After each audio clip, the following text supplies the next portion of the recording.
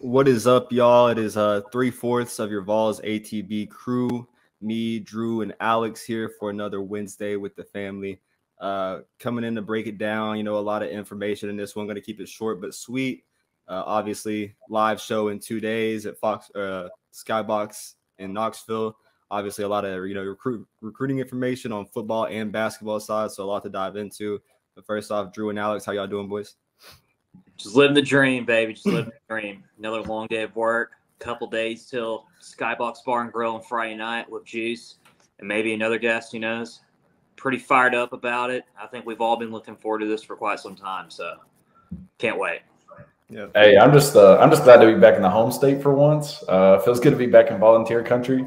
I went out in public and got complimented on a new Tennessee shirt that I bought by 3 different people.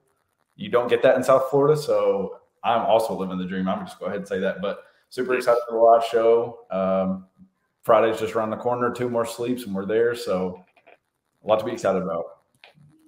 Yeah, absolutely crazy. Only 2 more days until live at Skybox Bar and Grill, Southgate Street, Knoxville, Tennessee. Going to be a crazy one. Obviously, host with Juice Davis, me, Drew, Alex, and Lo all meeting for the first time. Lo isn't here with us. She's out there securing another partnership for the show. So it's just the boys here today. But obviously, let's go ahead and dive in to the huge 2 back-to-back days in the football recruiting week. First off, starting off with Ricky Gibson, a 3-star cornerback out of Phoenix City, Alabama. A huge pickup who had a legit offer from Georgia, winning a recruiting battle over the Dogs there, overall depth and just the view. Ricky Gibson was, linked it to Coach Martinez and the staff and everything. They had vision, getting a huge pickup there. And then the next day, getting a double boom back-to-back with the number 15th overall cornerback in the 2023 class, Jordan Matthews, out of Baton Rouge, Louisiana. Obviously over LSU, getting the kid out of Baton Rouge over LSU. And then how heavy he was leaning to Texas. On 3, the prediction meter had this kid as a 93% chance lean to Texas. I put out the tweet maybe 45 minutes, which I got word saying, hey, I'm kind of hearing this thing might be going 50-50. I'm not hearing that's all Texas. It's going to might be a shocker. He opens the box and pulls out the Tennessee hat and a crazy commitment. Really cool video. If you haven't watched it, you can go see it on his Instagram. Huge commitment for Tennessee, solidifying the DB room. This 2023 class, that DB room looks like the strongest position now. And how take a bow for Coach Martinez, man, landing 2 of the top prospects on the DB board in back-to-back days. Crazy. So, yeah, absolutely. I think this was a thing that all 3 of us discussed about maybe a couple months ago, how we were concerned about the lack of, defensive backs that were in this recruiting class. And for Heupel and Willie Martinez, and this entire Tennessee staff were able to snag 2 DBs in back-to-back days. I think it speaks volumes for, not only Heupel, but Willie Martinez as well. I think Willie Martinez is one of the most underrated recruiters that we have on the staff right now, who doesn't get the respect, as Birdman would say, the respect the man deserves. Okay. Put some respect on his name. Put some spec on his name. Absolutely. Put some spec on William Martinez's name. He's one of the top 2 recruiters that we have on the staff. And I think it just speaks to volumes is what he can do on the field with, the talent that he's had in the past and what he's put in the league. So, Ricky Gibson was a big one. I think, honestly, I think he'll wind up being a 4-star before. Oh, yeah, he should be. Before the end of the season. And Jordan Matthews is huge. that came out of nowhere. Virtually had no shot, even though, Brando and Austin Price both said there was a little bit of chance. But yeah, top 150 prospect, and Sam Ellinger and all those Texas boys, they can keep on saying that we're back. They're going to have to wait another few years. Oh, yeah, I agree. Obviously, the Jordan Matthews one being a more surprise to the known fan base. Ricky Gibson, he should be a 4-star. Actually, let's be honest, he was a 4-star not even a week ago on 3. Yeah. And then when it came out that, the rumor was going that he was going to go to Tennessee, he surprisingly dropped. It was kind of crazy. Still in the 45th range, I think, of overall corners in the class. Definitely should, go up. True corner. That one was a crazy one. His parents actually had a wedding anniversary, which delayed his decision. And he was going to be going to Georgia and then decided, hey, Tennessee's the better fit. That was all that. And then with the Jordan Matthews one, even on the show, I think last week I hinted at, the smoke that the family didn't like. They were kind of keeping quiet with the media, and they didn't like the whole media interaction. And when you saw on the media, you go to On3 Rivals 24/7, it had Texas all along. And Jordan Matthews chose the right UT, obviously chose us over LSU too. And his comment on Instagram talking about, yeah, Baton Rouge and Tiger Stadium is pretty cool, but, Rocky Top and Neyland Stadium, it's something different. It's electric. And even his dad, the LSU alum, seeing that was pretty cool. Like, he was agreeing and nodding his head and happy for his son, obviously. So that was pretty cool. But also, looking at the DB room, corner especially, Jordan Matthews, Ricky Gibson, Christian Conyer, all three of those guys out of state, going into someone else's house, walking your trap, take over your trap, whatever you want to call it, going into Kentucky, taking one from the coal miners, going into Alabama, probably could have been an Alabama offer if Alabama didn't get straight studs in their roster, get them over Georgia, and then go into Louisiana, Baton Rouge, and you get a guy over LSU and Texas. That's three huge pulls. Obviously it's been back and forth with this whole class and, missing out on some guys, but you go in there into people's other states and you land top talent. It doesn't get any more impressive than that. And then a cool note, actually, next week, I'm going to be interviewing Christian Conyer, live from my page. He's coming from South Warren to Hendersonville High School, so I'm going to have a chance to do that. So that's a pretty cool opportunity. But this DB class, man, strong. Yeah, I want to say Tennessee also rises to 13th. This is all from On3 that I was looking at. But Tennessee rises to the 13th ranked class in recruiting. They went up 4 spots with that commit, or I guess with both those commits. We go up 2 spots in the SEC. We go up to 5th behind Bama, Georgia, LSU, and Florida. I don't know what's in the water at Florida. Billy Napier's been pulling people left and right recently, but, to each their own. They still got to show up on game day just like we do. But, yeah, y'all killed it with Ricky Gibson, the 3-star out of Trussville, Alabama. The tape showed really great pursuit, and he closes on the ball well, and we always need good tacklers, especially from our secondary. And I really like the way that the staff closed in on him and got him to commit. That way we did have that 1-2 punch from him and then right into Jordan Matthews, like you said. A legacy commit for LSU that we just pulled right from them. And, again, he was wanted by Texas. I don't really care. Apparently from an unnamed source on Twitter saying that Texas didn't want him anymore. Yeah, okay, whatever. We're not going to give That's so cap. Yeah, I know you're talking about. We're not going to give that man the clout of day. But don't Texas, give the man any publicity that he's. I got to throw shade at Texas. Anytime. I will say I'm at fault of giving this man way too much attention on this podcast. But you know what? Fuck that guy. All right. Okay. This man had 5 visits to Texas, right? And trust me, I am thrilled to death that Jordan Matthews has come to Tennessee, right? But there is no reasonable sense whatsoever he should have come here after doing 5 visits to Texas. So for such and such to say that, that they pulled his offer last second is a bunch of malarkey, okay? Pure nonsense. Fake news. Yeah. Hey, the same, down. Yeah, both prospects 100%. Both prospects 100%. Ricky Gibson with Georgia was 100% to take at Georgia. Just the stacked up depth they have there, and then the opportunity at Tennessee. And Tennessee was actually his 3rd offer. Georgia didn't offer him, until like 4 or 5 weeks ago, just barely hopping in here late. So obviously being early on the guy when the staff first got here, that was key with Ricky Gibson. And then with Jordan Matthews, having him on the official visit with Jakeem Jackson, John Slaughter, and the rest of the DBs with the safeties and the corners too. I feel like that week was huge as well. His heart told him Tennessee. And then, getting that over Texas obviously was huge. I think everyone was stunned that he pulled out that Tennessee hat, besides like the few that did know that it was as close, more close than people really thought it would be. And, to put that out and, get that kind of thing and then get everyone kind of hyped and watching and kind of beat the crystal ball. I think that's what he kind of wanted to do the whole entire time. Obviously, family didn't really care about the whole smoke and, getting ruined for the moment. And I think he was all along Tennessee. Like, he's been having great dialogue. So a huge pickup, number 15th overall corner.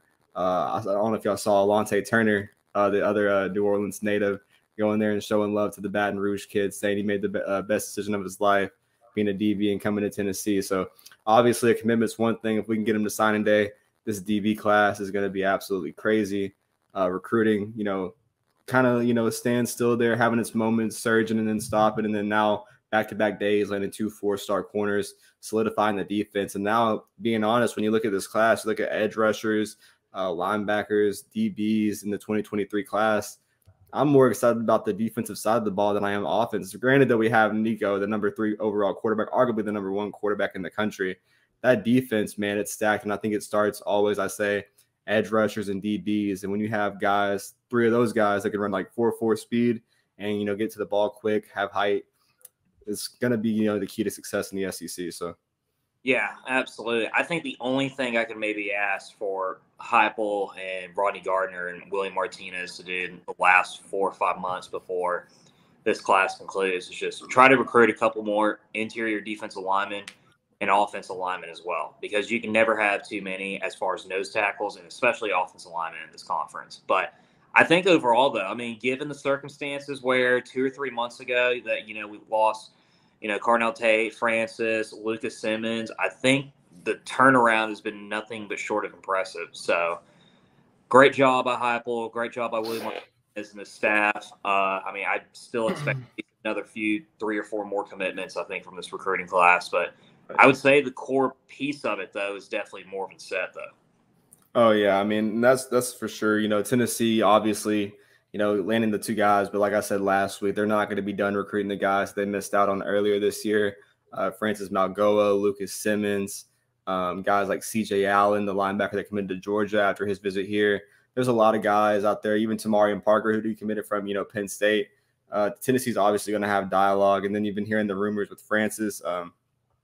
He kind of committed early, only a month ago. Might not be solid. Who knows? If that opens up, I definitely expect Tennessee to be locked in there and be like a solid relationship, obviously, with Nico and the way the staff built it that quick. But, I mean, who knows, man? You never know until he gets a signing day, obviously. And if Tennessee can hold this class and then flip, maybe a few guys on the offensive side, the defensive side of the ball, and get more involved with some receivers or, an elite running back like Roderick Robertson out in, California, that'll make this class go from, really good to elite and, already, a top 5 SEC class. But there's only, Georgia and Bama, obviously hard to beat them. But I think Tennessee could definitely have like the 3rd best class in the SEC and maybe a top 10 one, 15 in the country. So. Well, while we're on football, do you want to go into the polls a little bit, the preseason polls? Yeah. I was gonna say we got one of our listeners, B. Shablo, was saying thoughts on Tennessee getting snubbed from the top 25, and as y'all know, we did. Alabama claims the #1 spot, shockingly, with 54 first place votes, but just them, Ohio State, and Georgia are the only ones that receive first place votes. Tennessee finds themselves basically right on the outside of the top 25 at number 26 with 180 votes per the AP Top 25 poll. Does anybody want to take that one away? Yeah, no, I definitely will, because I'm definitely going to be the minority when it comes to this. I think it was fair. I don't think this is we don't deserve to be in the preseason top 25. Like, with all the returning pieces that we have on offense and, the improvements that we all expect on the defensive side of the ball, this team still went 7-6 last year, okay, which is still an improvement from what we expected. But a 7-6 team from a year ago does not deserve to be in the preseason top 25 this year. And this team will be in the top 25 when we play Pittsburgh, in the second week, because either Cincinnati or Arkansas or Ole Miss, one of those 3 teams are going to lose. So, and we'll have one of those spots. But yeah, I think it was pretty reasonable. I mean, we don't deserve to be in the preseason top 25 just yet. We have to prove ourselves out there. I mean, yeah, I'm going to agree with that we have to prove ourselves out there also. But at the same time, let's not act like we didn't have a top 10 offense. We returned our offense pretty much on paper, only losing Velus and Javonte. I think obviously reloading, as long as Brew McCoy and someone else gets eligible, then, that offense is going to go out there and put up points. And if you can score a lot, then that's going to mostly lead to wins, as long as our defense, at least win some kind of possessions. But when I also look at that to argue that the reason why we do deserve to get in there, Wake Forest without Sam Hartman, their quarterback, being out with his injury. And then, Cincinnati, they lost their whole roster with Desmond Riddler. I don't know if they're going to be able to go in there and get into the college playoff picture again. It's kind of probably not going to be likely. Houston coming out of nowhere, BYU. I just think there's some teams in there that Tennessee very well could respectfully jump with the level of competition in our schedule that we do play and the product that we did put on the field with a lackluster roster and a first-year head coach. I just think that, with the returning talent and what we did add, even though it wasn't a lot with the freshman roster, like it's a top 25 team. And to be 26th out of all spots, like we're not like 30th or like all the way out. 26, like right on the outside, it just kind of feels like on purpose. But I mean, we also have to earn it. I agree 100% that we do have to earn it. It's not like we're a top 10 team in the country. Like, we're definitely not. Look, but Josh Pate, he with his model, he dropped the he dropped in the top 15. So Look, I agree with you that like this is a top 25 team. In fact, I would argue this is probably a top 15 team. I genuinely believe this team has the potential to do that. But they take into effect what the teams did last year as well. Like Pittsburgh deserves to be in the top 25. They won the fucking ACC. Cincinnati deserves to be in the top 25. They were in the college football playoff last year. Wake Forest deserves to be in there. They were in the ACC championship. They won their division. I mean, they won 9 games last year. But even the worst teams that Butch Jones had, like that 2017 team, that team was a preseason top 25 team. And we're not going to argue here and agree that team was remotely a top 25 team. But they take into effect what teams did the year before. So it makes sense. And it's the right spot. Like, we're right there. But you got to win. You win convincingly in week 1, and you win, by a couple touchdowns in week 2 against a top 20 Pittsburgh team. You're looking at the Florida game, Tennessee potentially being in the top 15. So they're in a good spot. It's not like they're like 40th or something ridiculous, Like, it's a reasonable position to be at 26. Honestly, I kind of thought that we were sitting at that we would sit at like the 30-35 range when I was first thinking about how the season was going to play out, because like y'all said, like we went 7-6 and then we dropped games that we should have won. So I think they see like our inability to close out those games that we should have won. That probably hurts us and keeping us out of the top 25. But again, I don't know that Wake deserves to be in there. And Kentucky probably has one of the softest schedules that I've ever seen, and they're sitting in at 20. Granted, Drew, I know how you feel about them. You know how we all feel about them. Don't twist it like that, okay? Twist like what? No, I hate Kentucky, but they won the Citrus Bowl last year. They won 10 games. Like, that's a team that deserves to be in the preseason top 25, and they're returning allegedly a first-round quarterback. Okay, so I would agree with that, allegedly. Lost their star receiver, might lose the running back for half the season. But it doesn't matter because they won the Citrus Bowl last year and they're returning their quarterback. Like, most general people consensus are going to be like, okay, yeah, Kentucky won 10 games last year. They're returning an preseason all-SEC quarterback. Yeah, they deserve to be a top 25 team. Like, there's legitimate arguments for both sides, though. Other side's wrong. I could see us higher and I could see us lower at the same time. But honestly, then again, it doesn't matter where you start. It's all about where you finish. So leave us out right now. But if we finish top 15, top 20, then like I'm way more content than like, oh yeah, we were left out at the beginning. But like, as long as we improve and we get better and we win those games that we're supposed to and have the season that a lot of us are expecting us to, I ain't worried about nowhere we start in the preseason. Exactly. We're getting it regardless, but we are. And like, we got ourselves to prove. But do you guys really want us to be there like at 20 or 19 and then have all that pressure in week 2 going to the road at Pittsburgh at the ass and having to win that game? Because if we don't win that game, we're out the top 25? No, you're right. Chip on their shoulders. They're in the right spot. They're going to be golden. Yeah, overall, that's obviously you beat Ball State. It's bound to get in first one out. So there's no reason we shouldn't be in going into the pick game. But there's at least 2 teams that are going to be out of the top 25 in that preseason top 25. Yeah. It's going to be completely different, probably. Even Arkansas and Cincinnati play each other. They're both top 20 teams. So we'll be in there. Random question. How do y'all feel about A&M getting up to 6? I seen something where it was like Jimbo can pay all that money just to go 8-4 every season. Well, it's really better where they start because they always go 8-4. Well, they always do go like 8-4 or 9-3. It seems like every season. But like in his defense, though, he did beat Bama last year and got the number 1 recruiting class. So he pulled a fantastic class. It's just all those pieces got to play out. But so the hype is valid. Now, are they going to be a top 16? Hell no. They'll probably be 8-4 again. They'll lose to someone that's awful. Like they'll lose to like Auburn this year. Last year when they lost Mississippi State on the road at home. So at home.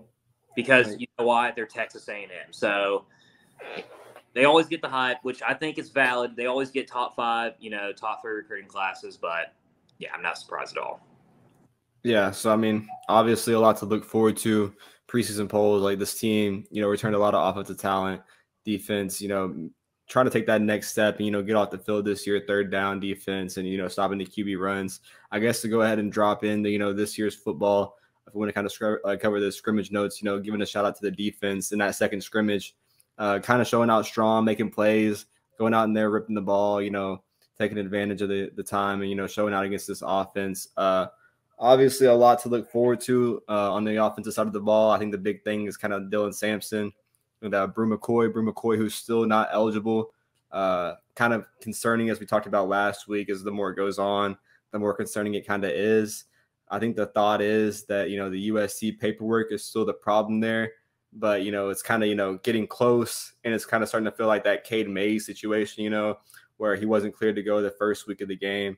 I think one of two things could happen. USC could either grant his release, which I don't know why that should be a problem with Lincoln Riley being brand new there and having no idea or anything involved with Brew McCoy, why he should hold him from being eligible. Or it could go the hard route, which will take time and maybe a couple games into the season, and that's for the NCAA to grant his waiver with as much as he's moved around, going from USC to Texas back to USC. Obviously, if it goes down to the NCAA, I fully expect them to take their time with, it being involved with us. Obviously, they care more about basketball in the offseason right now than doing stuff for the NCAA football. It's, 2 weeks approaching from tomorrow. So, obviously, that's one to watch out for. If Brew McCoy can't go week 1 or 2 and he can't, not even in there for the Florida or Pitt game, having to rely on a guy like Ramel Keaton or, Walker Merrill, obviously that's a big hit to the offense. And that would definitely, dwindle down the expectations going into week 2 against an opponent like Pitt, who is very well in the defense, knowing of how to play against Josh Heupel. Pat Narduzzi and Josh Heupel have met 4 times now. Narduzzi knows how to stop this offense regardless of what kind of talent he has, and that game is going to be tough regardless. But if you don't have that outside threat on the other side of Tillman, that's where I get worrisome. Obviously, when he first came here, everything was all dwindled, but now as it counts down, getting more scary. I think we need Brew McCoy to be eligible, guys. I mean, I think it would help things a lot, but Jalen Hyatt has had experience playing in the outside as well. Playing at like multiple positions at wideout, and he's still the best wide receiver that we've had from spring practice and fall camp, if I'm not mistaken. Brew McCoy would be a huge addition. Don't get me wrong, but I don't think it's like a life or death scenario for Tennessee though if he's not eligible by Ball State. I just think, with Squirrel White and Caleb Webb and Walker Merrill especially, who's had a pretty good couple weeks in practice as well, the depth that's there wide out, I think it's not as concerning if someone like Brew, who could easily be the second best wide out that we have this season if he doesn't come in first game. But going back to the scrimmage, Brando, I am quite surprised that you forgot to mention Mr. Joe Milton's name. Oh my God, Mr. Missile Man! He was balling. He was spinning that thing. He's throwing dots, bro. He was spinning it. I'm serious. I've heard from about 2 or 3 different coaches that they said that if there's any guy that's had as massive improvements from compared to last year at fall camp, it's Joe Milton. I mean, they're saying that he's having more accuracy with the ball, more accurate with his deep throw, feeling more comfortable in the system. And I think, not that he's going to take Hendon's position by any change to the imagination. However, the one thing that I think we can stay confident about is the fact that if Hendon does go down, with an injury or comes out for a few drives, we don't have to hit the panic button with Joe Milton be there at quarterback. Because, it sounds like the staff is more fired up and hype about him than they were even this time last year. And even when you talk to, Princeton Fant and Ramel Keaton as well, they've been speaking highly of him too. And also, I would argue this gives him, the improvements that he's made this offseason, that if he's not the front runner for the starting job in 2023. Oh, yeah. I mean, 100%. Obviously, last year late in the Georgia game when he got in that late drive, we saw the twitch there, kind of getting comfortable late when he kind of was, not the starter anymore. And then, this year, even with the highlights, the bomb to Caleb Bell and Ramel Keaton, his whole fundamental, his throwing form, everything kind of looks different, more polished, more like in the system of how kind of Hooker was kind of, calmed down in the game. And obviously that can translate into the game. Like we always knew last year that Joe Milton was a baller as well in practice. But, this year he looks definitely more comfortable, looks more polished, looks like, he knows what he's doing and what, he's kind of reading in the offense. Last year he revived, for 3 weeks and got thrown in there for Bowling Green as a starting quarterback. He didn't go through spring practice and barely went through fall practice. Going through a full year under the system, obviously, is important going into year 2. And I definitely think that 2023, Taven Jackson, I don't know if he's going to be ready. Joe Milton, 2 years under the system, definitely should be the quarterback one when it becomes to that, as long as he's, staying here. and nothing drastic happens this year where, something crazy happens. But, definitely a guy, that's going absolutely crazy and, being a leader even when, something got took from him. So. And that's the thing, too. It's like this guy still has the potential, in my opinion. I mean, I genuinely believe this. Like, he's one of the most talented quarterbacks, I think, as far as an athlete perspective, that has come to Tennessee in quite a long time. I still think he has the potential to be an all-SEC quarterback and even to be an NFL quarterback someday. Like, the talent is – he needs to work on the mechanics, but it certainly sounds like, from everything that I've heard, that he has worked on a lot of those, gray areas where he's need room of improvement. And – I think this should be like a very big reliever for a lot of Vol fans out there, knowing that if Hooker goes down for some reason, that it's actually going to be okay. It's not like we're throwing Garantano out there. So, dear God, Drew, you had to mention the guy that threw his first NFL touchdown, man. Like you couldn't mention his first NFL drive, but you bring him down. That's great. You mean against the high school players are out there for? Come on, Drew. Hey, we were having a great show. If we're not talking about Vols picks, we're not allowed to talk about Garantano either. No Jeff Mashis, no Vols pick, no Garantano, and no Jeremy Pruitt. Bring 2 days away from a live show. We have to take this serious. Who was I comparing him to? Like Justin Worley? People will be like, oh, whatever. Worley wasn't that bad. But it's true though. When we were at the Ole Miss game or watching it, of course, when Milton came on that field that last drive, we were like, oh fuck. Don't act like that. Don't act like you weren't But you almost also shoot your pants when you threw that ball to Cedric Tillman, and Cedric Tillman didn't go up high enough to get the ball. Well, I mean, and he also ran out of bounds. Driveless, okay. He didn't run out of bounds. Listen, okay. But I'm just regardless, the team looks way better than they did last year. Everyone's buying in for year 2 under the system, which is great news. That's positive impact, Drew. We need positive impact. All right. Okay. Okay. The team looks great. The defense is thriving. The offense is great. Offense is going to be great. Everything's going to be great, except for the Florida game. But everything's. God. You have to face a man look at him eye to eye on Friday. You have to look at a man eye to eye that's played Florida himself and beat Florida himself, and you have to confidently tell him, a VFL, that we're not going to beat Florida. And expect this man to take. I don't think he cares. Trust me. I'm going to look at those two VFLs in the eyes and tell them with a straight face that we're losing to Florida at home. I will. And guess what? I want the boos. I want the jeers. I want it all. So I want all the hate. I want it all. Hey, speaking of predictions. Drew, you are in second place of people, or of the prediction poll of people who think that you will lose the competition. Granted, it is an absolute runaway for Lowe. Yeah, Lowe's in at 48% of 100 votes, so she dang near has 50 people saying that she's not going to win. Granted, also 10 and 2. I'll say I'm in last, so people got most faith in me, and then Brando, and then Drew, you in at 20%, so you got about 20 people saying it. So. Hey, even with your hot Florida take, which is extremely scorching hot, that we're gonna lose. Stupid. People still got faith in you. Yeah, you know why? Because I bring facts and to the table. All right, I don't live in Rainbow Land like you two. All right. Oh man, let me drink my that, dude. You know how many times today, with 15 days away, that I went on YouTube and searched up Jawan Jennings Hail Mary and just watched it on repeat.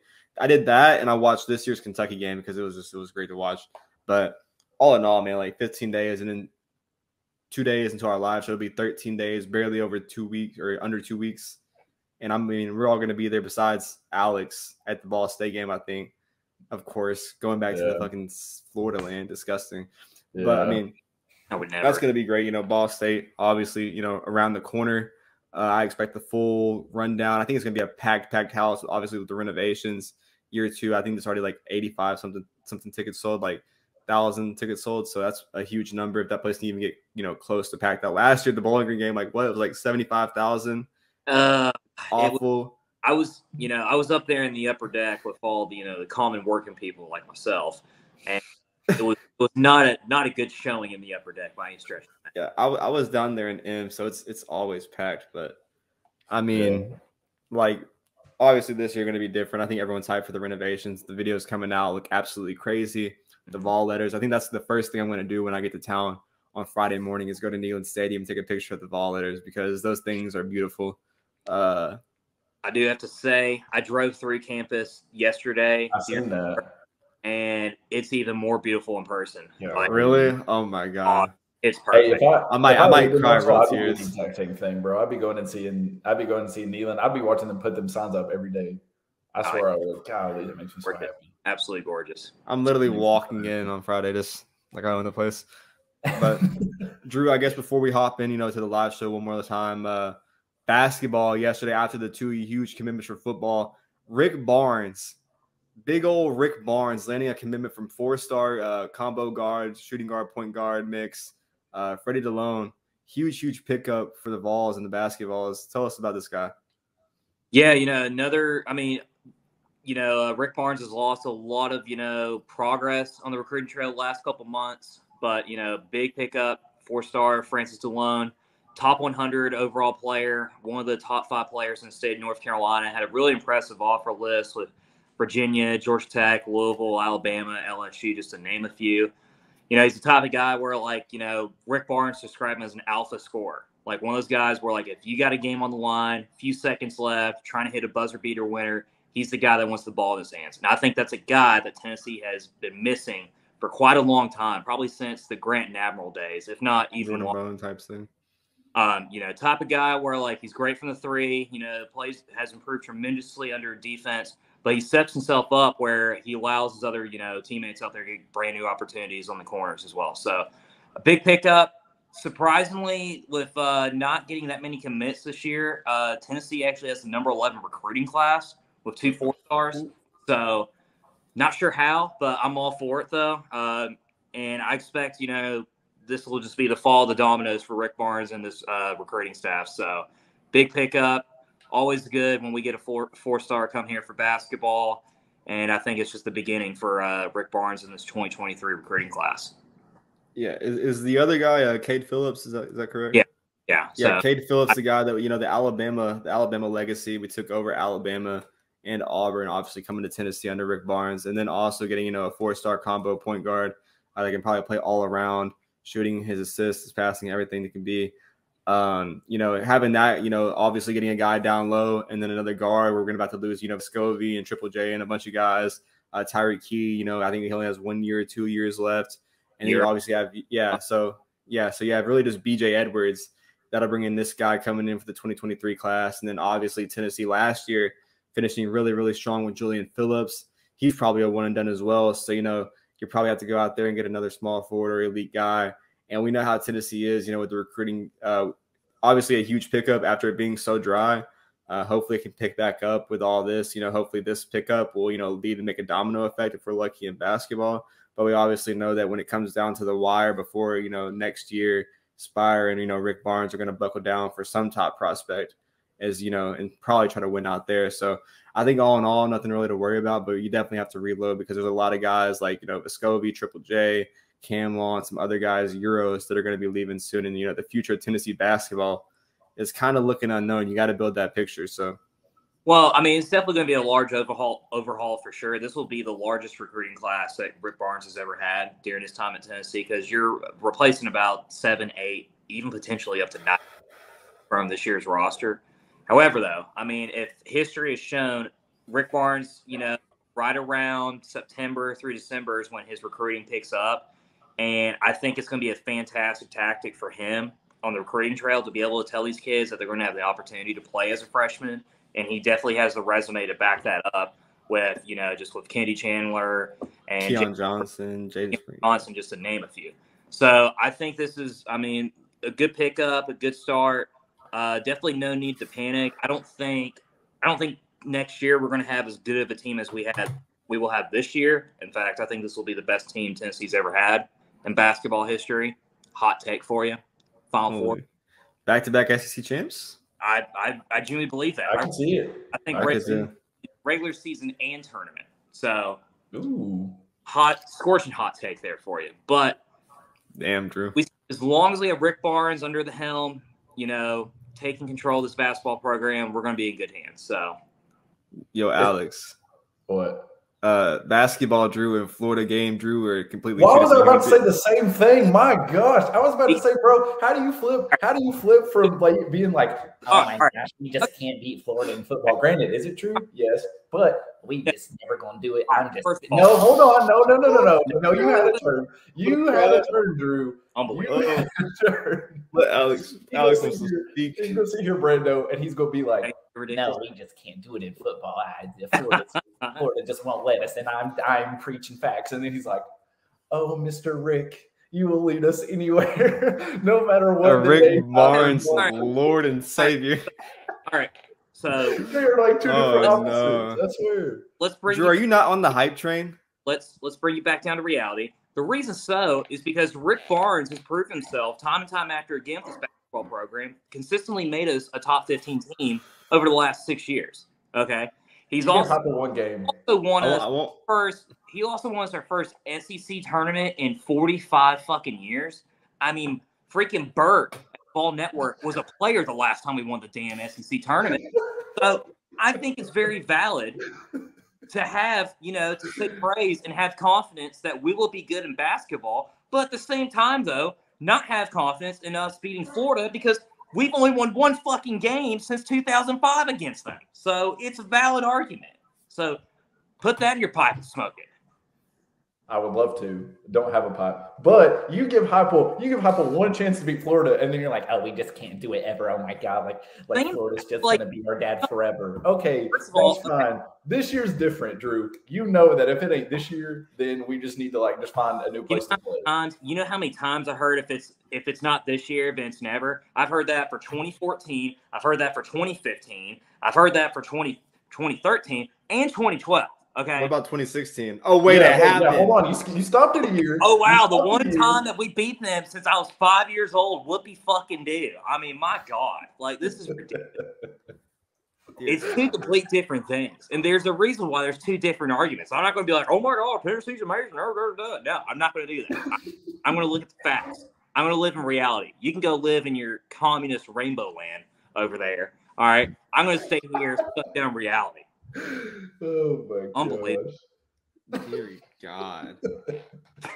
Ladies and gentlemen, I'd love to get turned up about Florida Drew. Florida Drew probably my favorite. And he's still going to be there in Neyland Stadium, cheering it on, singing Rocket Top. We can score a touchdown. Drew will be sitting there. Okay, all right. So that wasn't good enough to beat Florida. We scored points, and they're like, I just can't do it. Let me get this straight, because I don't think we're going to beat Florida. I don't deserve to be there at the stadium.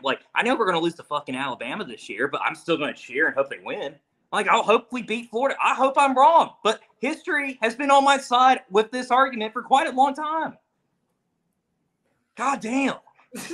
Dear God, we really have to get you and Juice, sitting down on Friday. And, I think it's going to be a huge segment for the live show is, you and Juice getting this topic off your shoulders, because it is becoming, I thought CG, when he came in here and, set you straight, he only gave you a apartment, adjustment.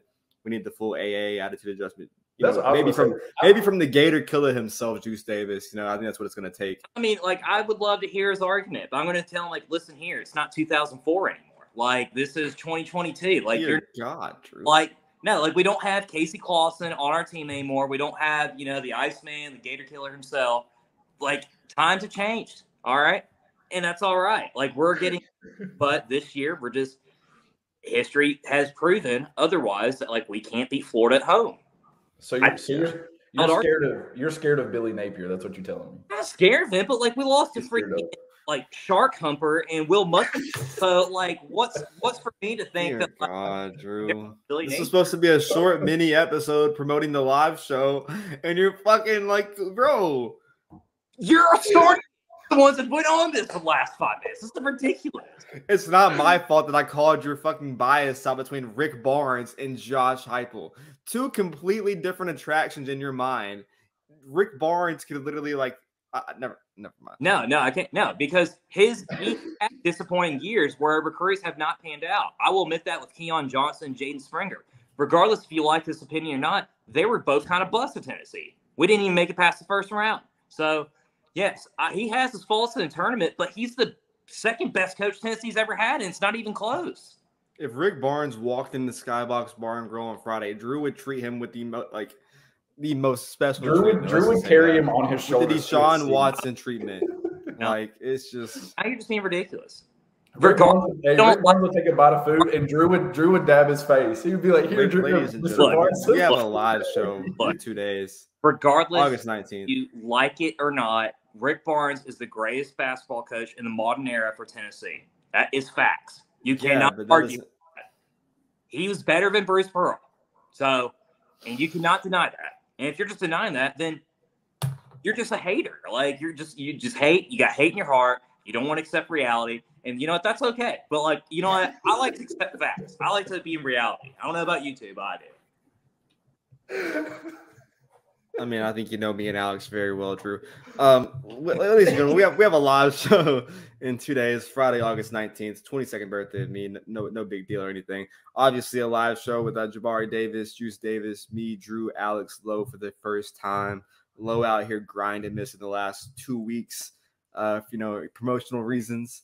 Out here securing bags for the brands, getting us all paid. So very, very well. Obviously, after the show, 2 weeks from football, very huge. But Drew, Alex, 2 days, the polls going for the final punishment, a bunch of things at stake. The big costume surprise, they say, $70, gift certificate, best dressed Vols fan to come in the skybox, super important. Also crazy challenges with the most hottest wings, they said, if you can complete that, some crazy Vol gear and some extra stuff. So obviously everyone's encouraged to come. Skybox Bar and Grill will have the address and a full flyer on our Twitter and be promoting it for the next 2 days. Super, super excited. Drew, Alex, how do y'all feel? Fired up, man. It's gonna be awesome there on Friday night. Gonna be a great way to start your maniac hour. 22 birthday for Brando. But I'm sure he's feeling 22. So I don't know that. No, but I mean, it's going to be awesome. It's going to be great seeing everyone out there. Our first little live thing, first time all of us are going to meet together, which is kind of great. Thanks. So exciting. It's going to be a great time. Definitely come out and join us. No, we really been doing this for 8 months and have yet to all be in the same physical location. 8 months? No shot. Well, me and Drew didn't get on until January. Right. That's fucking crazy. And that's wild. Yeah. Crazy. Okay. But no, yeah, we get to celebrate our first live show. We get to celebrate at Skybox Bar and Grill. We get some good food, get some good drinks, get to celebrate the birth of the legend himself, Mr. Brando Ball Scoops, all the nugs that he's always dropping. But yeah, speaking about those polls, I did kind of screw the Baghead karaoke because I only had so many characters I could explain like what that was. But Date with a blow-up doll is holding on to a very slim lead over getting tased and eating a ghost pepper. So make sure you check that tweet. It's pinned on our profile as the punishment poll. And then there is the prediction poll right under that, who you think will be the loser of our season prediction. So just a little fun game that we play in, but make sure y'all vote on those. But no, I'm super excited. I'm super excited to hang out with y'all and just kind of kick it with Jabari for a little bit, and then our other unnamed guest that we are still trying to figure out. But it's going to be dope. I think if you're missing it, then you're missing out. So, oh yeah, I think my perfect idea of the whole blow up doll thing is like a picture in a Waffle House first date kind of nervous kind of vibe. Yeah, that's definitely, that's gonna be Drew, and I don't know how his fiance with it's gonna take that with him having post a blow up doll, because if Drew's predicting us to lose to Florida in his official prediction on Friday, I think Drew's going to, kind of be upset when he has to have a date with a blow-up doll. But obviously, she's not going to be. That's for sure. She will not be a happy camper with this. But sorry, I'm not going to take to the blow-up doll if I do lose, of course, which I won't because I don't lose. I won't.